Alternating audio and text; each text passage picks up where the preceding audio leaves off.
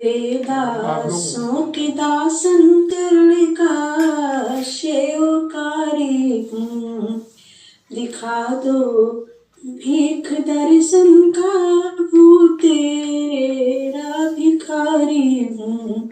भरा है पाप दोषन से, क्षमा करे भूल को मेरी। भरी है पाप दोषन से, क्षमा करे भूल मेरी।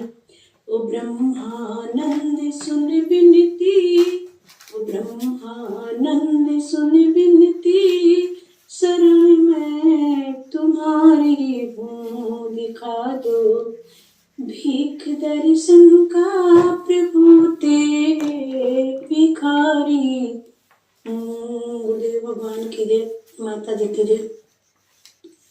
पिला दो प्रेम का प्याला, प्रभु दर्शन की प्यासी हूँ। पिला दो प्रेम का प्याला, प्रभु दर्शन की प्यासी हूँ। छोड़ कर भोग दुनिया के, योग के पंथ में आई। तेरे दीदार के कारण फिर बन उदासी हूँ। पिला दो प्रेम का प्याला, प्रभु दर्शन की प्यासी हूँ।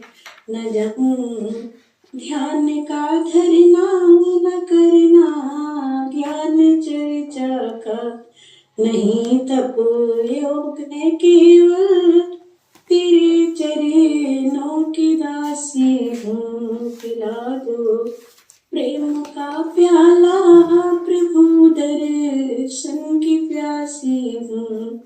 न देखो दोष को मेरे, दया की दृष्टि को फेरो। न देखो दोष को मेरे, दया की दृष्टि को फेरो। न दूजा आसरा मुझको, तेरी दर्शन निवासी हूँ। दिखा दो पिला दो प्रेम का प्याला, प्रभु दर्शन की प्यासी हूँ। कोई बड़े ऊंट बतलावे, कोई कैलाश पर्वत में। कोई वैकुंठ बतलावे, कोई कैलाश पर्वत में। ओ ब्रह्मा नंद घट घट में, रूप की मैं बिलासी हूँ। पिला दो प्रेम का प्याला, प्रभु दर्शन की प्यासी हूँ। गुरुदेव भगवान की जय, माता जी की जय। बहुत सुंदर। अब हम लोग भागवत की कथा शुरू करेंगे। बहुत सुंदर। अब हम लोग भागवत की कथा शुरू करेंगे। आप लोग ध्यान से तन्मय होकर के सुनिए।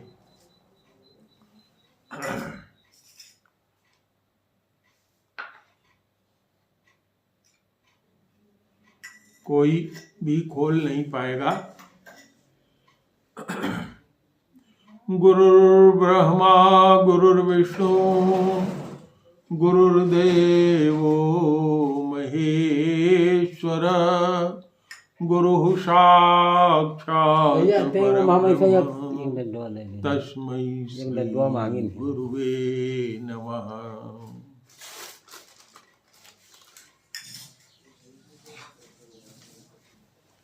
अज्ञानतिमिरान्धस्य ज्ञानाञ्जनशलाकया,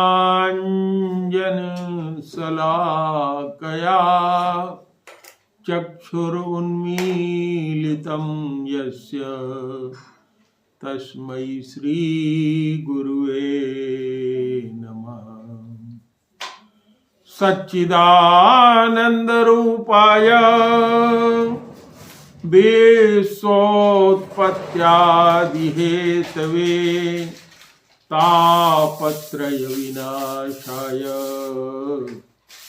श्रीकृष्णाय वयं नुमः।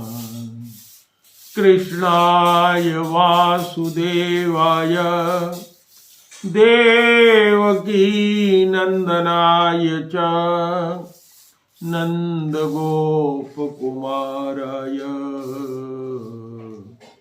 गोविन्दाय नमो नमः। नमः पंकजनाभाय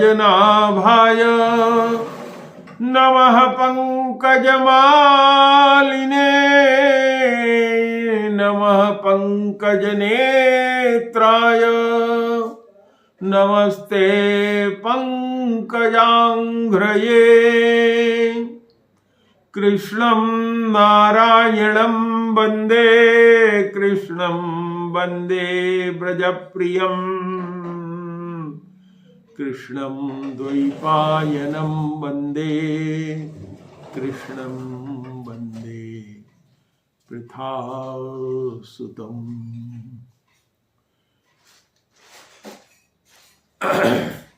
यं प्रव्रजन्तमनुपेतमपेतकृत्यं द्वैपायनो विरहकातरया जुहाव। पुत्रेतु तन्मयतया तरवोऽभिनेदु अस्तं सर्वभूतहृदयं मुनिमानतोऽस्मि। बर्हापीडं नटवरवपुः कर्णयो कर्णिकारं बिभ्रद्वासः कनककपिशं वैजयन्तीं च मालाम्। रन्ध्रोन्वेणुअधरसुधया पूरयन् गोपवृन्दैः बृन्दारण्यस्वपदरमणं प्राविशद्गीतकीर्तैः। यो ब्रह्माणं विदधातु पूर्वं यो वै ब्रह्मा वेदांश्च प्रणिहोति तस्मै तंगुंह देवात्मबुद्धिप्रकाशं मुमुक्षुर्वै शरणमहं प्रपद्ये।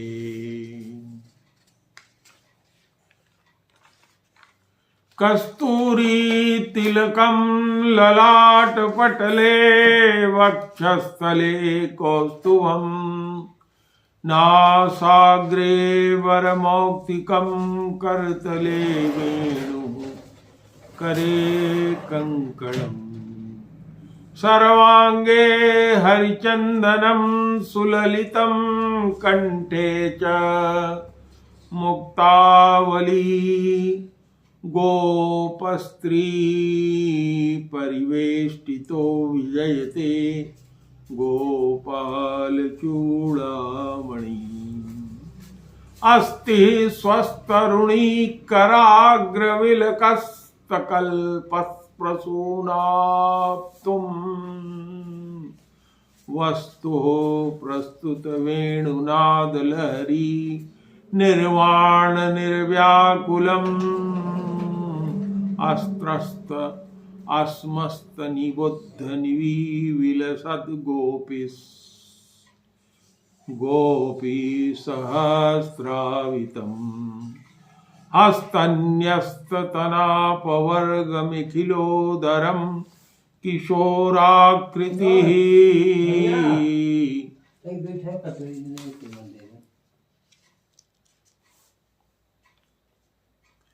यस्य देवे पराभक्ति यस्य देवे तथा गुरौ तस्येते कथितायर्था प्रकाशयन्ते महात्मनः।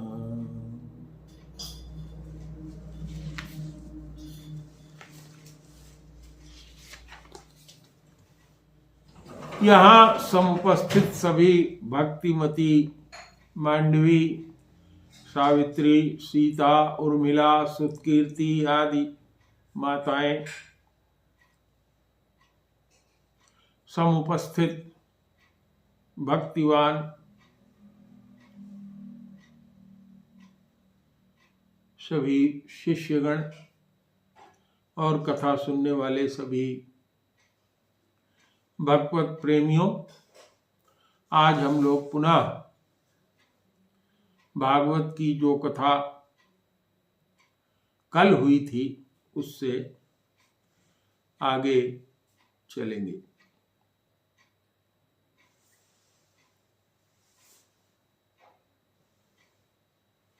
नैमिषारण्य में 88,000 ऋषि एक सत्र आयोजित, दीर्घ सत्र आयोजित करके भगवान के यज्ञ के लिए बैठे हुए थे, जिसमें रोमहर्षण के पुत्र उग्रश्रवा सूत जी उपस्थित थे।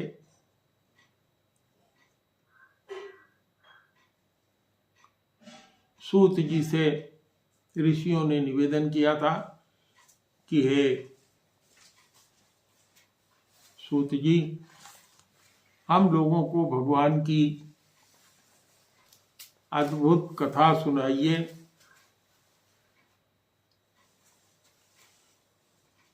जो जीवों के परम हित और कल्याण को देने वाली हो,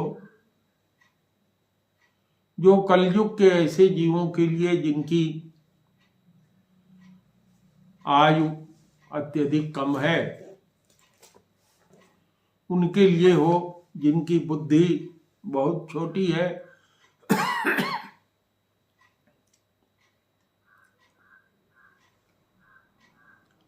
सूत जी ने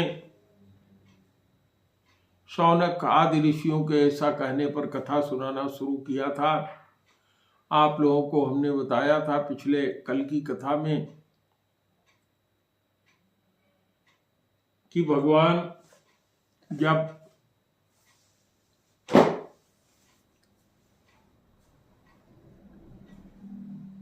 द्वारिका जाने के लिए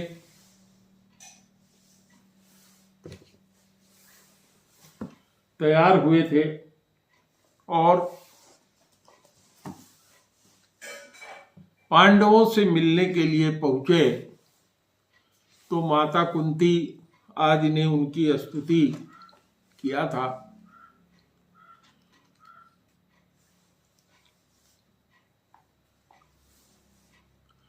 माता कुंती ने स्तुति करते हुए भगवान से कहा था कि हे प्रभु, मुझे तो आप विपत्ति ही दीजिए, क्योंकि विपत्ति प्राप्त होने पर आपका भजन और आपका दर्शन उपलब्ध होता है, सुलभ होता है।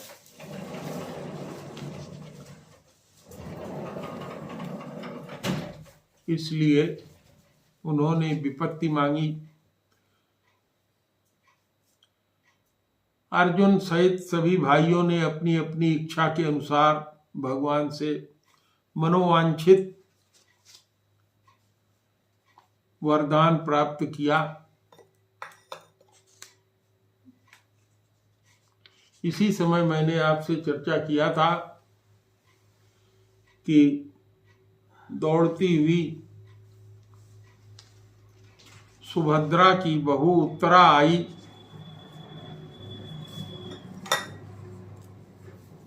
और उसने भगवान से कहा कि हे प्रभु, मेरे गर्भ में स्थित शिशु की रक्षा कीजिए, क्योंकि मुझे गर्भ में अत्यधिक जलन महसूस हो रही है।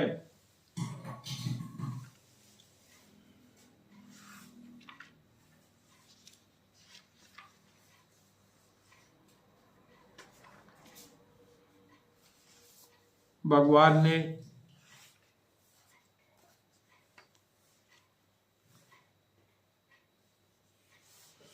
गदा चक्र लेकर के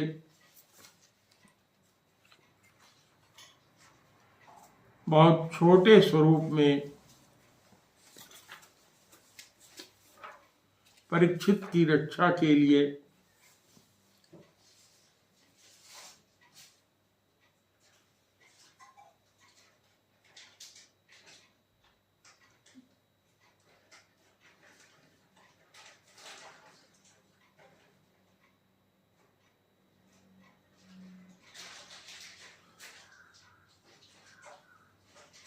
उत्तरा के गर्भ में प्रवेश किया और परीक्षित की रक्षा उत्तरा के गर्भ में उन्होंने किया।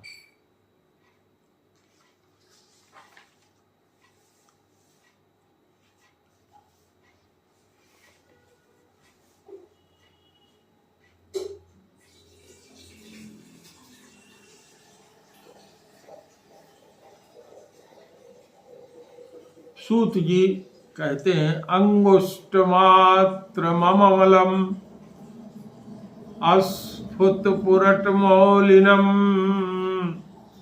आपीच दर्शनम श्यामम तडिद्वास समच्युतम। परीक्षित ने अंगूठे के बराबर परब्रह्म अमलात्मा सर्वात्मा भगवान का दर्शन किया, जिनके शरीर से विद्युत के समान तेज प्रकाशित हो रहा था। उनके रूप का वर्णन करते हुए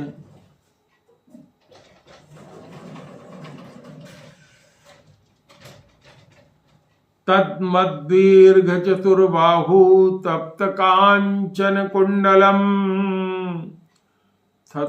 क्षतजोक्षम गदापाणि मात्मनः सर्वतो दिशम परिभ्रम मतुल्काभ्याम भ्रामयन्तम गदामुह। परीक्षित ने क्या देखा कि एक 4 भुजा का पुरुष, जिसका शरीर तपे हुए सोने के समान चमक रहा है, हाथ में गदा लेकर मेरे चारों तरफ चक्कर लगा रहा है, परिभ्रमण कर रहा है, जैसे कि कोई उल्का पिंड हो, और हाथ में गदा भी धारण किए हुए हैं।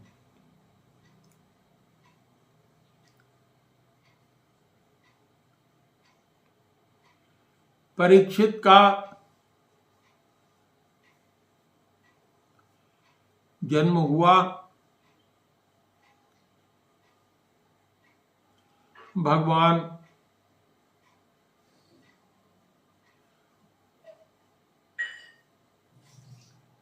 द्वारिका जाने के लिए तैयार हुए थे। भगवान के हृदय में भाव आया कि सरसैया पर विराज रहे,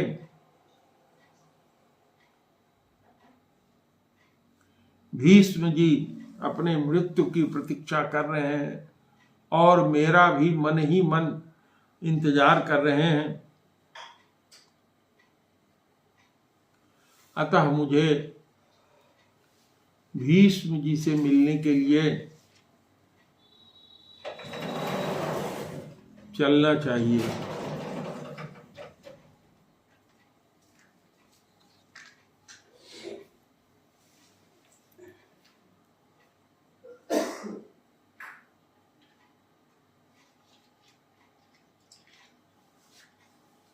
भगवान युधिष्ठिर सहित सभी भाइयों के साथ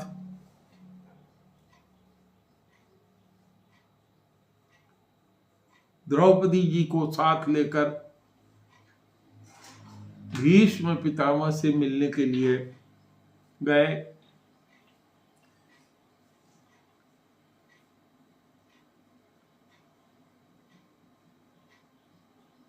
युधिष्ठिर जी का मन अत्यधिक कष्ट से संतृप्त हो रहा था, क्योंकि बहुत से लोगों की हत्या इस युद्ध में हुई थी।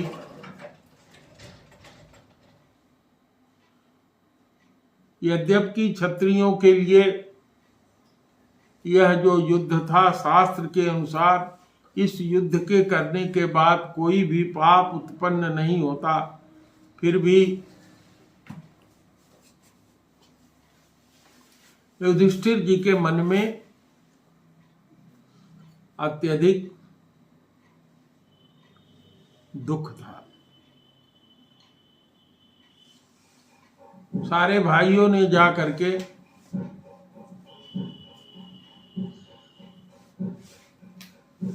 भीष्म पितामह जी को प्रणाम किया। भीष्म पितामह जी सरसैया पर पड़े हुए थे, एक एक रोम रोम उनका बाण से विधा हुआ था।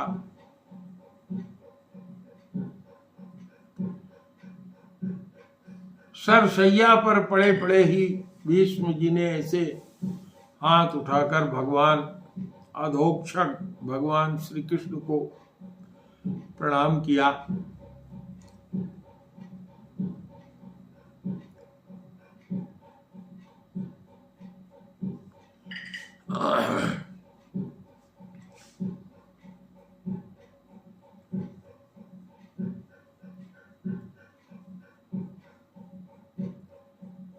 भीष्म जी ने कहा कि हे प्रभु, आप समस्त जीवों की आत्मा हैं, समदर्शी हैं, सबको आप एक समान देखते हैं। किसी भी जीव के द्वारा किसी भी तरह का कार्य अच्छा या बुरा करने से आपके ऊपर कोई प्रभाव नहीं पड़ता। आपकी मति सबके लिए समान रहती है। फिर भी हे प्रभु, आप अपने अनन्य भक्तों का अत्यधिक ध्यान रखते हैं।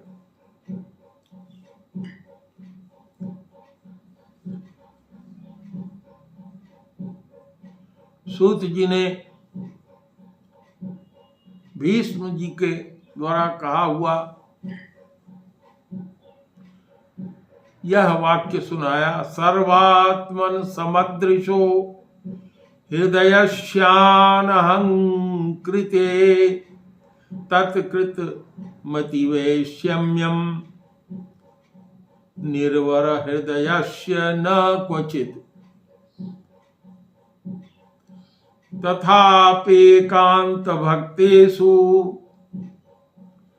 पश्य भूपानुकंपितम् यन्मे अनुसृजतः साक्षात् कृष्णो दर्शनमागतः। भीष्म जी ने कहा कि हे प्रभु,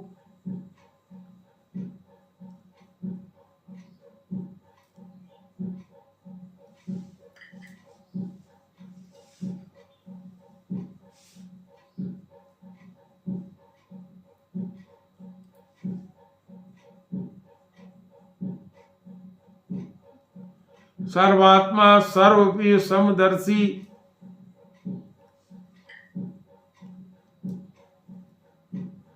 आप अपने भक्तों का, अनन्य भक्तों का, जो केवल आपके ऊपर ही आश्रित रहते हैं, अहेतुकी ध्यान रखते हैं। जैसे कि रामायण में जब हनुमान जी से भगवान की मुलाकात हुई तो भगवान श्री राम ने हनुमान जी से कहा था, समदर्शी मोकह सब कोई सेवक सोई अनन्य गति जोई। मेरा सेवक तो असली वही है जो अनन्य गति से मेरी सेवा में मेरे अतिरिक्त और किसी से कोई आशा इच्छा नहीं रखता, वही मेरा अनन्य सेवक होता है। यद्यपि सब लोग मुझे समदर्शी कहते हैं, फिर भी मैं अपने अनन्य भक्त का हमेशा ध्यान रखता हूं।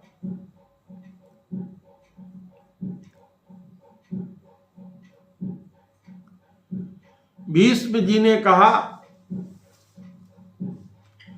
कि हे प्रभु, भगवान श्री कृष्ण से कहा कि हे प्रभु, आतिताइयों की तरह जब मैंने आपके ऊपर बाणों का प्रहार करके आपके अंग अंग में बाण मारना शुरू कर दिया था, घाव से विचलित हो गए थे आप,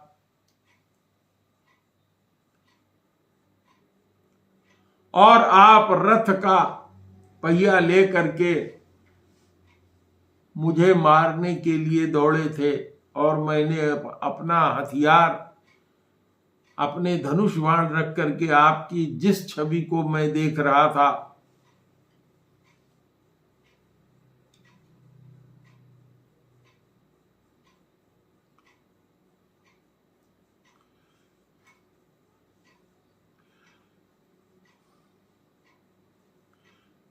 सिख विशिख हतो विशीर्ण दंसः क्षतज परिप्लुत आततायिनो में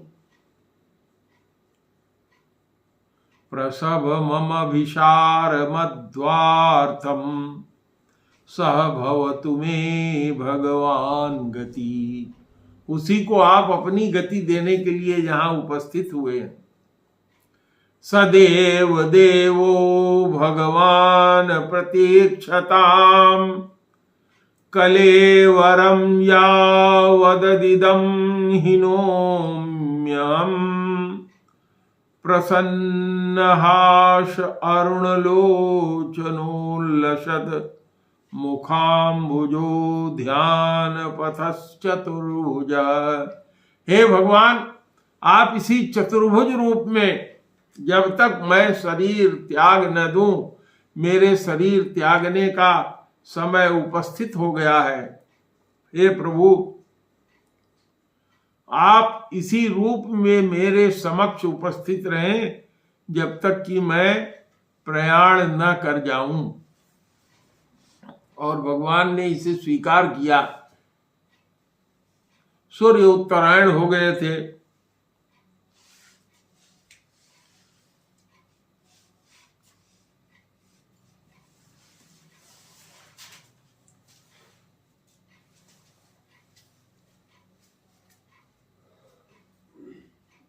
भीष्म जी ने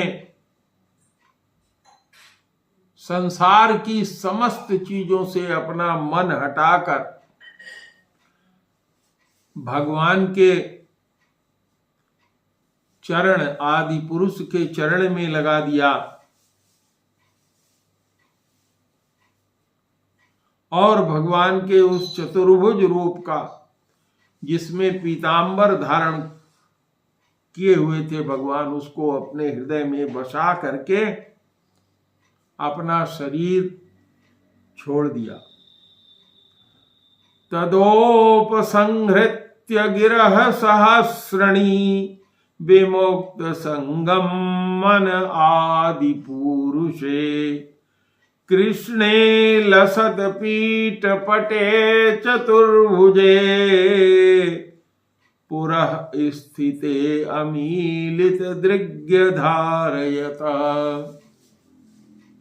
भीष्म जी ने भगवान के इस स्वरूप का ध्यान करते हुए अपना शरीर छोड़ दिया। जो भी जीव प्रयाण के समय भगवान का ध्यान करते हुए संसार के समस्त संग दोषों से मुक्त होकर अपना मन भगवान के चरणों में लगा देता है, उसे भगवान अपना लोक दे देते हैं। अपना लोक, मोक्ष तो बड़ी छोटी सी चीज है। 5 तरह के जो मोक्ष होते हैं,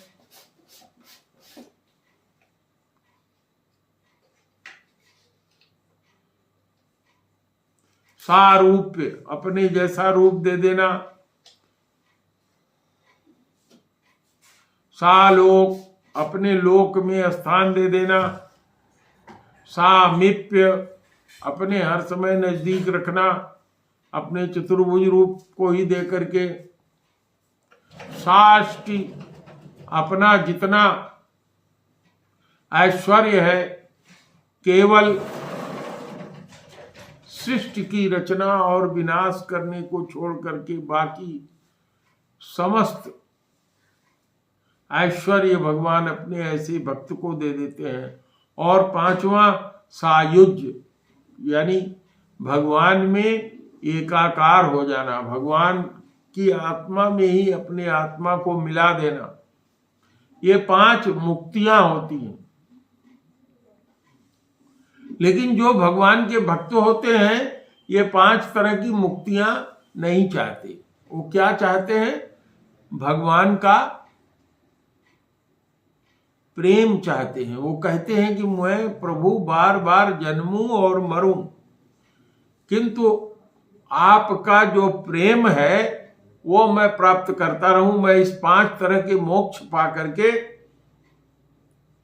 जेल में बंद नहीं होना चाहता, क्योंकि ये जो संसार है ये भी हम जीवों का भगवान का बनाया हुआ जेल है। इस जेल में हम लोग अपने कर्मों की गति भोग रहे हैं। जैसे यहाँ संसार में जो लोग पाप करते हैं, गलत कार्य करते हैं, उनको जेल में निरुद्ध करके दंड दिया जाता है, वैसे ही हम लोग भी अपने जन्म जन्मांतर में जितने भी कर्म किए हैं उन कर्मों का भोग करने के लिए ही भगवान के बनाए इस संसार में आए हैं। लेकिन फिर भी जो भगवान के भक्त होते हैं, जैसा कि मैंने आप लोगों को बताया था कि जो भागवत होते हैं, संत को भागवत ही कहा जाता है। तो जो भगवान को जानते हैं, भगवान को अपना प्रिय मानते हैं, वो कभी इस 5 तरह की मुक्तियां नहीं चाहते, किसी तरह की कोई सिद्धि नहीं चाहते, भगवान की उपासना करने पर कोई कामना नहीं रखते, कुछ उनसे मांगते नहीं है कि हम इसलिए आपकी भक्ति कर रहे हैं ना। लगातार भक्ति भगवान की करते हैं और अनन्य भाव से करते हैं। तो क्या चाहते हैं? वो केवल प्रेम चाहते हैं।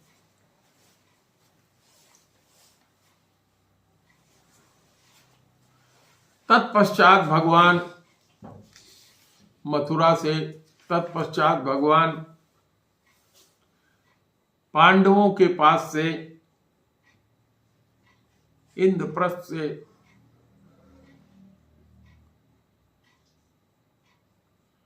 द्वारिका के लिए चले गए।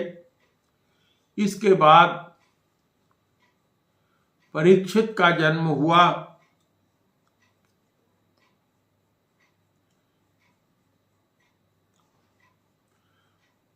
आप लोगों से पहले ही हमने चर्चा कर दिया है कि जैसे महाभारत का युद्ध होने वाला था, भगवान श्री कृष्ण ने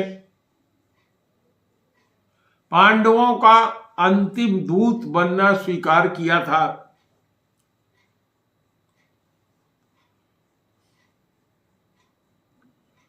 भगवान युद्ध शुरू होने से पहले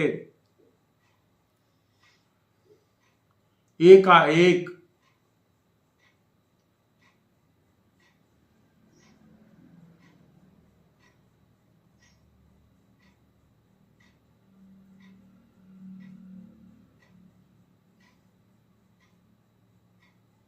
धृतराष्ट्र के दरबार में दूत बनकर उपस्थित हुए। उनके उसी दरबार में उनके भगवान के परम प्रेमी और धृतराष्ट्र के भाई विदुर जी भी विराजमान थे। भगवान ने जा करके दुर्योधन से कहा कि मैं दूत बनकर आया हूं। दुर्योधन ने कहा ठीक है, आप अपनी बात मेरे यहाँ रखिएगा, पहले आप मेरे महल में चलकर आतिथ्य स्वीकार करिए। भगवान ने कहा, आज मैं आतिथ्य बिल्कुल स्वीकार नहीं कर सकता, क्योंकि मैं आज दूत बनकर आया हुआ हूं। मैं 5 गांव पांडवों के लिए मांगने के लिए आया हूं। जो युद्ध होने वाला है इसमें बहुत हत्या होगी। पांडव लोग 5 गांव में ही संतोष कर लेने वाले हैं, इसलिए 5 गांव दे दीजिए। जब भगवान दुर्योधन की सभा में प्रवेश कर रहे थे, उसी समय विदुर जी से उन्होंने कहा कि आज काका मैं आपके घर आऊंगा, वहीं भोजन करूंगा। विदुर जी ने भी सभा में कहा कि इस प्रस्ताव को हमें मान लेना चाहिए। दुर्योधन ने कहा, यह दासी पुत्र बहुत बक बक करता है। ऐ दासी पुत्र, तेरी हमारे दरबार में कोई आवश्यकता नहीं है। विदुर जी तत्काल वहां से बाहर निकले। हस्तिनापुर के महल के दरवाजे पर अपना धनुष रख करके वो भगवान की सेवा के लिए सामग्री लेने के लिए वन में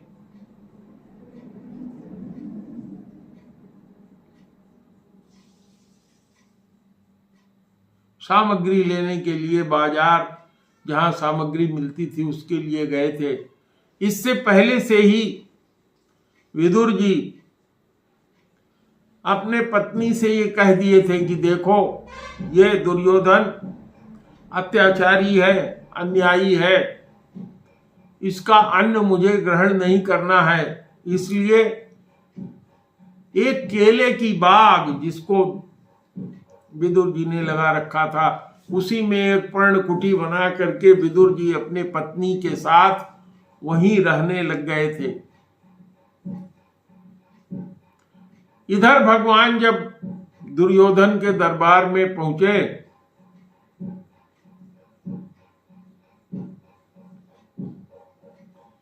तो दुर्योधन ने कहा, सूचाग्रामीन दास्यामी बिना युद्धेन केशव।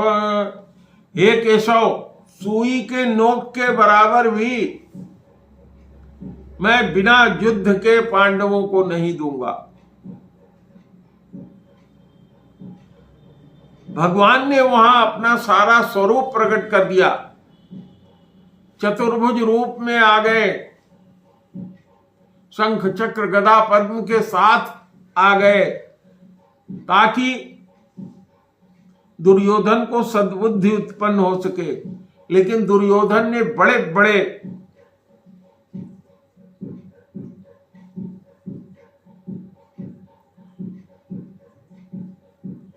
लोहे की साखलों से भगवान को बांधने का प्रयास किया। भगवान ने यद्यपि दोनों को दर्शन दिया था, गीता का उपदेश देते हुए अर्जुन को भी अपना विशाल रूप दिखाया था, लेकिन अर्जुन को उन्होंने अपने सारे नेत्र दिए थे, अपनी इंद्रियां दी थी, जिससे अर्जुन उनको समझ पाया था। लेकिन यहाँ पे केवल विदुर जी और भीष्म जी के अलावा कोई नहीं देख पाया, जान पाया। लोग बड़ी बड़ी लोहे की साकल लेकर भगवान को बांधने के लिए दौड़े। भगवान ने सबको झटक दिया, कोई उन्हें बांध नहीं पाया। भला कोई परब्रह्म परमेश्वर को भी बांध सकता है संसारी लोहे की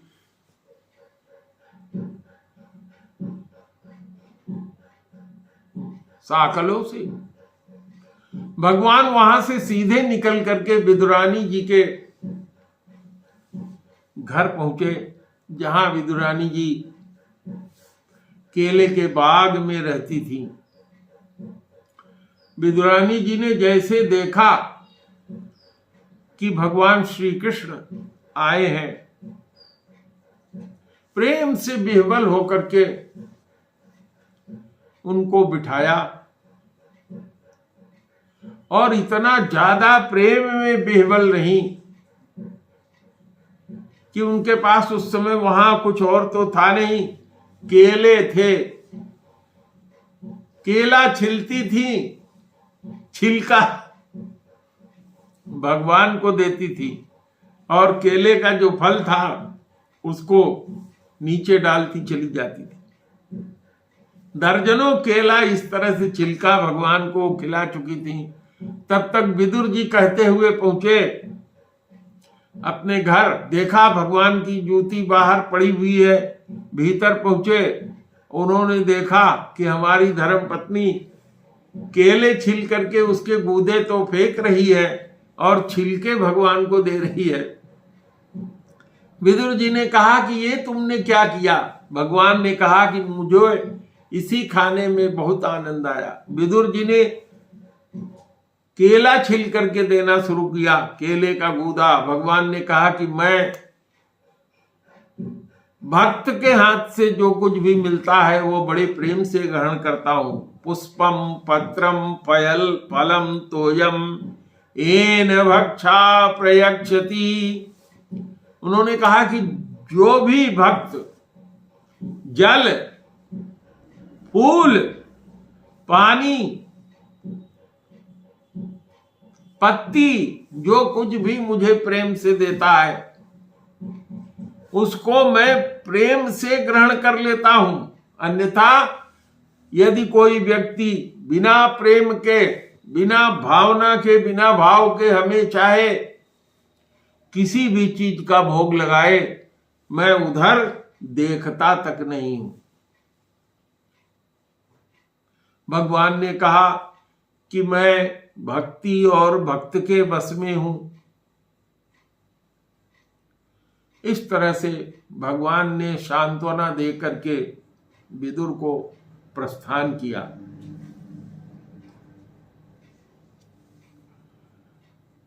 विदुर जी यात्रा के लिए अपनी पत्नी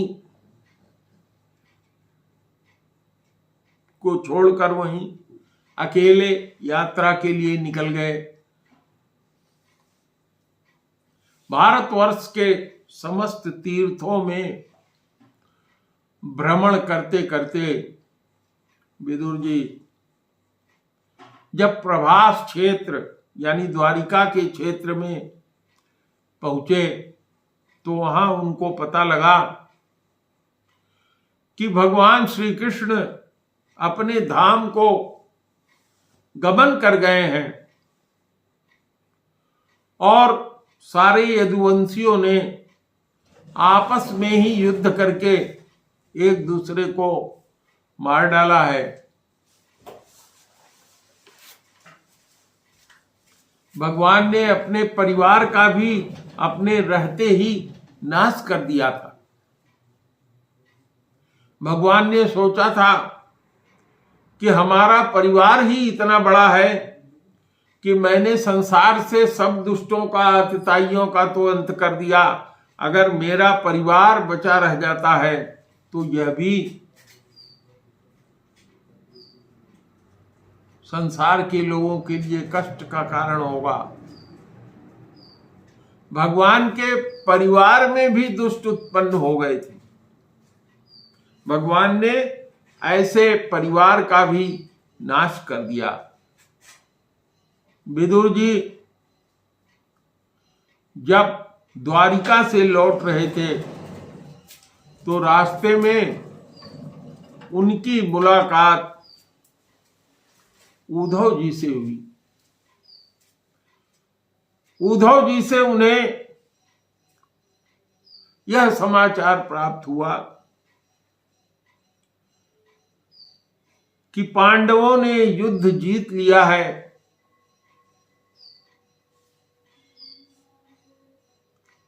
दुर्योधन आदि सभी 100 भाई मारे गए हैं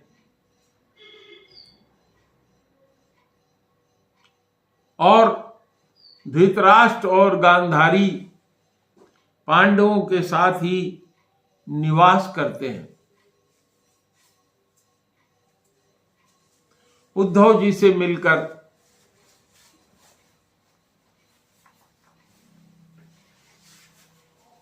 उन्होंने निवेदन किया कि क्या भगवान ने जाते समय मेरे लिए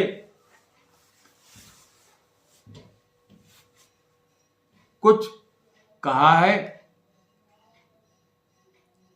उद्धव जी ने कहा कि हाँ विदुर जी, भगवान ने मुझे बता दिया था कि उद्धव तुम ब्रिज धाम में चले जाओ, मेरा प्रस्थान करने का समय आ गया है। मेरे परिवार के समस्त लोग नष्ट हो चुके हैं। उद्धव जी भी तो उनके परिवार के ही थे, लेकिन उनको विशेष प्रेम था भगवान से। उद्धव जी ने कहा कि फिर भी भगवान जब जंगल के लिए अकेले निकले तो मैं भी उनके साथ साथ पीछे पीछे उसी स्थान पर पहुंचा जहां एक पीपल के पेड़ के नीचे भगवान बैठे हुए थे, और एक बहेलिये ने भगवान के तलवे को हिरण की आंख समझ करके जब तीर मारा और वहां आकर के उसने देखा तो भगवान बैठे हुए थे। भगवान ने उसको माफ कर दिया उसके इस गलती के लिए। भगवान ने कहा कि हर जीव को उसके कियों का कर्मों का फल मिलता है। ऐ बधिक, मैंने भी कभी कुछ कर्म किए थे जिसका यह फल मैं स्वीकार कर रहा हूं। कभी किसी जन्म में राम के रूप में मैंने तुम्हें, जब तुम बाली थे, तुम्हारा वध किया था। उस समय मैंने तुम्हें आशीर्वाद दिया था। आज उसी कर्म का फल मैं स्वीकार करके इस शरीर से कोई कर्म का फल संचित न रह जाए, इस धरती पर यही मैंने नियम बनाया है, इसलिए मैं प्रस्थान कर रहा हूं। और विदुर जी, जो आप मुझसे पूछ रहे हो, तो भगवान ने इस धरती से प्रस्थान करने से पूर्व मुझे ये बताया था कि जब विदुर तुमसे मिलेंगे तो उनसे कह देना कि विदुर जी मैत्रेय जी से जाकर के बद्रिकाश्रम में मिले। मैंने मैत्रेय जी को विदुर जी को दिए जाने के लिए उपदेश दे रखा है।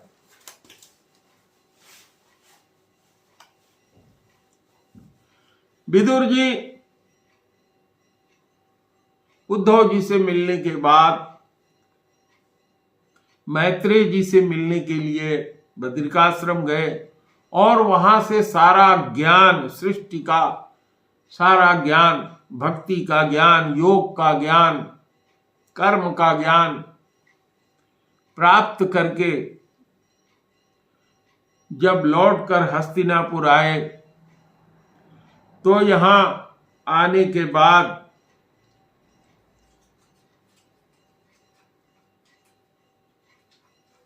उन्होंने युधिष्ठिर को बताया। उन्होंने युधिष्ठिर को यह नहीं बताया कि भगवान परधाम को जा चुके हैं, भगवान का परिवार समाप्त हो गया है। जब विदुर जी से युधिष्ठिर ने भगवान के बारे में पूछा तो सब कुछ और बताने के बावजूद भी भगवान की यह सब गति उन्होंने नहीं बताई, क्योंकि उससे युधिष्ठिर को बहुत तकलीफ होती। बाकी उनके सारे हाल चाल बताए। तत्पश्चात भगवान ने भगवान के हाल को जानने के लिए युधिष्ठिर ने अर्जुन को भगवान के यहां भेजा। जब अर्जुन वहां पहुंचे तो देखा भगवान परधाम को गुजर चुके हैं और सारी रानियां पटरानियों को भील हर करके ले जा रहे हैं। अर्जुन ने उनकी रक्षा करने का प्रयास किया, किंतु वो गंडीव पर अपने प्रत्यंचा नहीं चढ़ा सके। धनुष की वह डोरी जो खुली रहती थी, जिसको हाथ से इसे दबा करके बांधा जाता था, उसको भी वो नहीं चढ़ा सके। इतने में इतने बाणों से उनको भीलों ने पराजित कर दिया और उनके देखते देखते सारी रानियों को हर करके ले गए। इसीलिए कहा कि मनुष्य बली नहीं होत है, समय होत बलवान, भीलन हर ली रानियां, वही अर्जुन वही बान।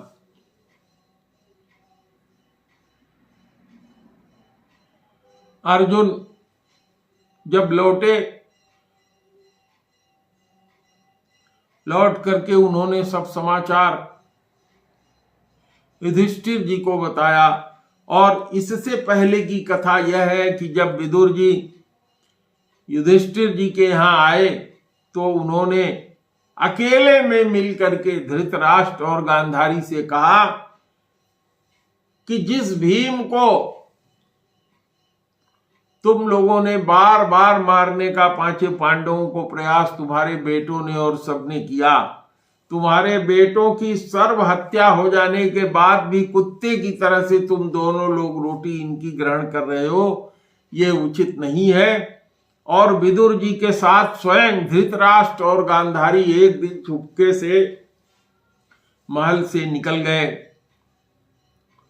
इसके बाद अर्जुन लौट करके आते हैं, किंतु अर्जुन के आने पर वहां नारद जी उपस्थित हुए। नारद जी से युधिष्ठिर ने पूछा, हे महाराज, हमारे काका युधिष्ठिर जी ने पूछा, मेरे काका श्री धृतराष्ट्र जी और मेरी चाची, मेरे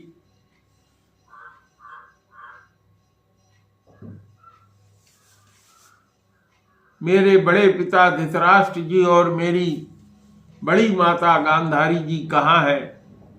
नारद जी ने बताया कि विदुर जी के सलाह से वो लोग वन में चले गए हैं। योग धारणा करके धृतराष्ट्र ने अपना शरीर छोड़ दिया है। गांधारी आज उनको लेकर के सती हो जाएगी। विदुर जी ने भी परलोक गमन कर लिया है। इतना सुनने के बाद परीक्षित को गद्दी दे करके ये पांचों भाई भी स्वर्गारोहण के लिए निकल गए। परीक्षित जी जब राजा बने तो परीक्षित जी ने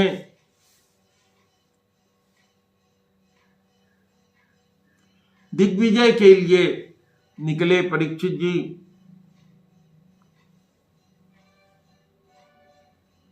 दिग्विजय करके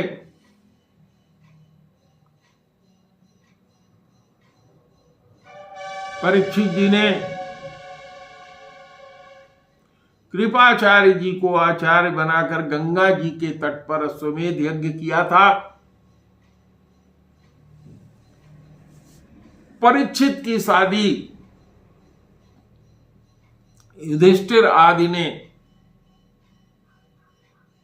जो उत्तरा थी उसका भाई उत्तर था, उसकी पुत्री इरावती से करा दिया था।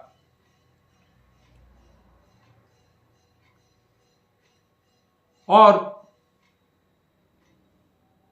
कुछ दिन तक उन्होंने निर्विघ्न राज्य किया। धीरे धीरे उनके द्वारा जीते हुए राजाओं द्वारा विद्रोह की स्थिति उत्पन्न हुई। ऐसा जान करके उनके मन में यह भाव उत्पन्न हुआ कि कदाचित कलयुग का पदार्पण हो गया है और इन्हीं राजाओं को फिर से इनका शमन करने के लिए धनुष लेकर वो सेना लेकर के फिर से इनके विजय के लिए जब रास्ते में निकले तो वहां रास्ते में इनकी मुलाकात कलयुग के द्वारा प्रताड़ित किए जाते हुए धर्म रूप बैल और गाय रूप माता पृथ्वी से हुई, जिसका संवाद काफी लंबा है। आज चूंकि अब 9 बज चुके हैं तो आज की कथा मैं यहीं समाप्त करूंगा और धारावाहिक के रूप में इससे आगे की कथा आगे आप लोगों को सुनाएंगे। आप लोग भी कहिए श्री राम जय जय राम, जय सिया राम जय जय सिया राम। जप ले राम का नाम, अंत समय में आएगा काम। जय सिया राम जय जय सिया राम, सीताराम जय सीताराम। भज ले राम का नाम, अंत समय में आएगा काम। तो प्रेम से बोलो गुरुदेव भगवान की जय। अगले शनिवार को फिर मैं आप लोगों को भागवत की कथा इससे आगे की सुनाऊंगा।